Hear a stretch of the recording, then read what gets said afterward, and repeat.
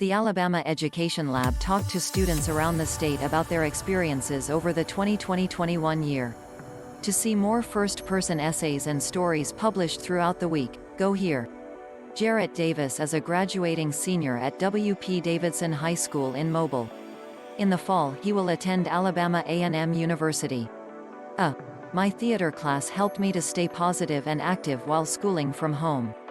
Learning about body language and how our movements affect our emotions helped me to keep up consistently positive body language. It didn't make a huge impact, but the acting strategies we learned helped me to lift my daily mood to some degree. I bonded with some of my teachers because I was one of the few students who was willing to turn on my camera for class, but I mostly grew closer to my fellow students who wanted to maintain good grades. With everything that happened this year, many of the students stopped actively participating in class and did the bare minimum to pass. I'd be lying if I said I didn't want to do as of the other those students did, but that struggle brought me closer to the students who were persevering too. It allowed us to help each other and bond over the problems we were having. The biggest challenge was fighting against the urge to do the bare minimum to pass.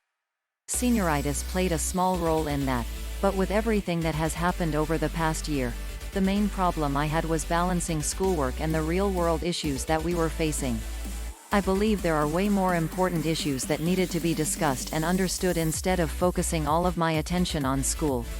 I was technically enrolled in 6 AP classes, so balancing schoolwork and extracurriculars plus dealing with the chaotic state of the nation was no easy task.